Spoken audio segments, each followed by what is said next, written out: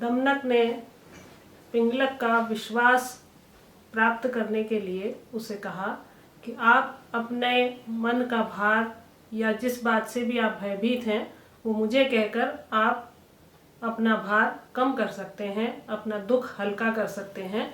ऐसा कहकर उसने उसका विश्वास थोड़ा सा हासिल किया और उसके बाद में जब एकांत हो गया तब उसने पिंगलक ने दमनक से कहा कि तुम दूर से आती हुई इस गंभीर आवाज़ को सुन रहे हो।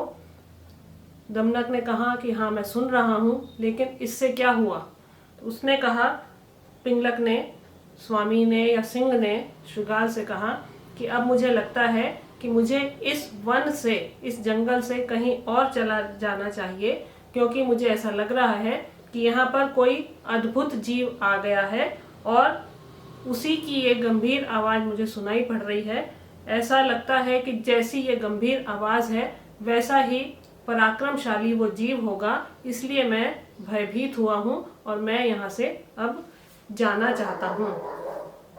तो पिंगलक की इस बात को सुनकर दमनक ने कहा कि केवल शब्द मात्र से आपको भयभीत होना आपके लिए उचित नहीं है, क्योंकि शब्द किसका है ये अभी आपको ज्ञात नहीं है, कौन बोल रहा है या किसकी आवाज़ आ रही है। केवल ये सोचकर कि कोई बहुत गंभीर आवाज़ है तो गंभीर बहुत पराक्रमशाली होगा, ये सोचकर आपको भयभीत नहीं होना चाहिए।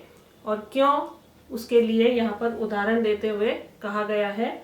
जैसा हम पढ़ रहे हैं कि पंचतंत्र में जो गद्य भाग है वो कहानी है और पद्य भाग उसी से संबंधित नीति की बातों को बताया गया है। तो क्यों नहीं डरना चाहिए, केवल शब्द सुनकर क्यों नहीं डरना चाहिए, उसके लिए यहाँ पर ये श्लोक आया है। अंबसा भिद्यते सेतुस तथा मंत्रो अपि रक्षितः, पैशुन्यात् भिद्यते स्नेहो भिद्यते वाग्भिरातुरः। अंबसा भिद्यते सेतु, जैसे अंबसा जल के प्रवाह से सेतु भिद्यते, सेतु टूट जाता है, पुल टूट जाता है। जल के बहुत अधिक तेज प्रवाह से पुल टूट जाता है। तथा उसी तरह मंत्रो अपि रक्षितः, गुप्त मंत्र से या जो गुप्त मंत्र होता है वो भी असंरक्षण के कारण नष्ट हो जाता है। यदि कोई उचित सलाह देता है तो वो भी रक्षित ना किया जाए तो वो भी नष्ट हो जाता है।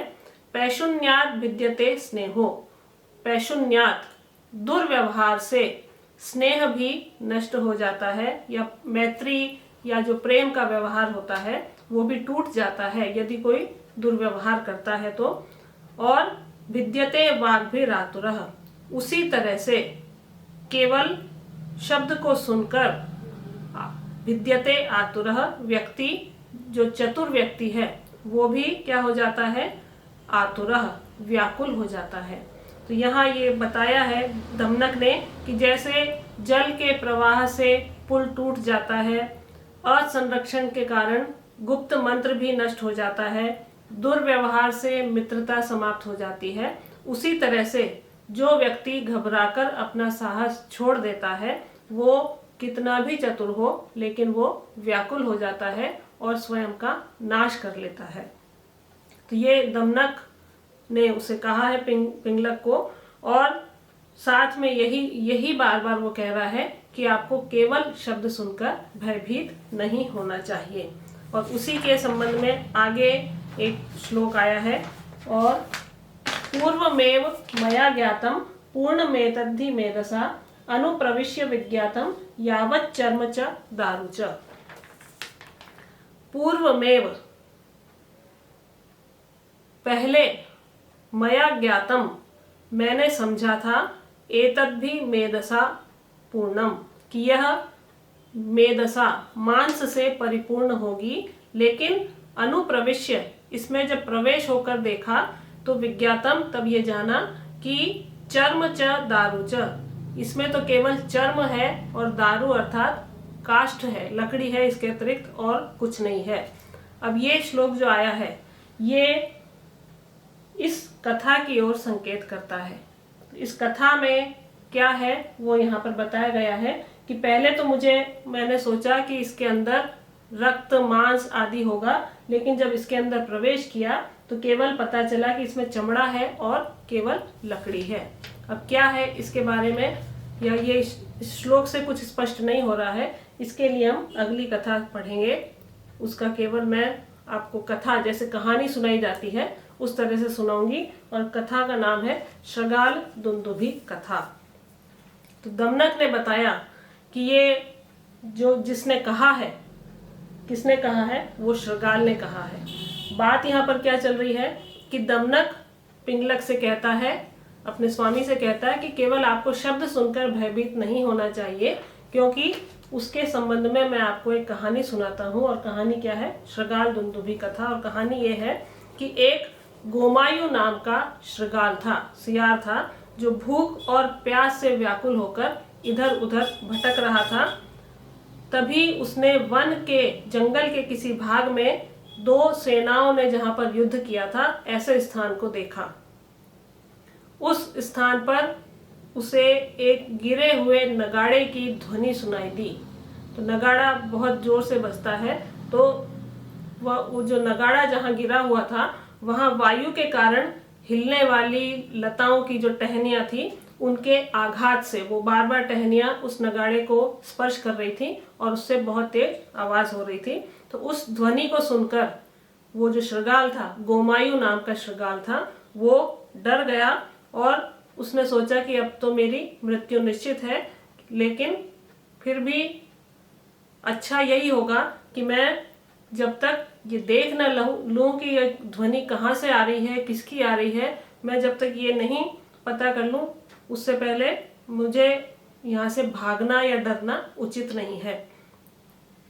तो उसने साथ में ये भी इसमें बताया कि जो भय या हर्ष की स्थिति में विचार करता है कि क्या करना चाहिए और बिना सोचे समझे कार्य नहीं करता है, वो किसी भी प्रकार से दुखी नहीं होता है। तो गोमायु ने सोचा कि अब मेरी मृत्यु तो निश्चित है, लेकिन मैं पता तो कर लूं कि यहाँ पर क्या है, किसकी ध्वनि मुझे या किसकी आवाज आ रही है। तो धैर्य पूर्वक विचार करते हुए वो धीरे धीरे उस दुंदुभी के पास गया। दुंदुभी अर्थात उस नगाड़े के पास गया। कहानी का नाम ही शृगाल दुंदुभी कथा है। तो वो शृगाल दुंदुभी के पास गया, जो नगाड़ा वहां पर गिरा हुआ था। तो कुछ दूर पर जाकर उसने देखा कि अरे ये तो नगाड़ा है, और उसके पास जाकर उसने स्वयं उसको बजाकर देखा। उसके ऊपर जो चमड़ा लगा हुआ था उसको उसने बजाकर देखा, तो बहुत प्रसन्न हो गया कि ये तो चमड़ा है और मुझे तो आज पर्याप्त भोजन मिल गया, लेकिन इसके अंदर भी कुछ होगा ऐसा उसने सोचा, क्योंकि वो खोखला होता है, ऊपर उसमें चमड़ा लगा हुआ था, तो चमड़े के भीतर भी कुछ मुझे खाने को मिल जाएगा, भोजन मिल जाएगा।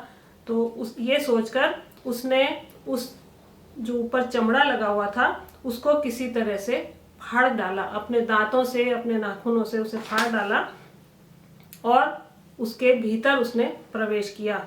लेकिन भीतर गया तो वहां कुछ नहीं मिला, खोखला था, और उस चमड़े को काटने के कारण उसके दांत भी टूट गए थे।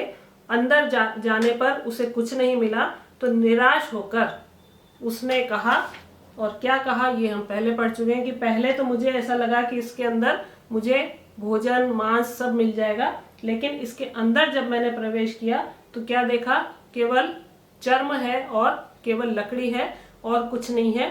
तो ये श्लोक इसी बात की ओर इंगित करता है कि पहले पता कर लेना चाहिए कि किस बात से हमें भय लग रहा है।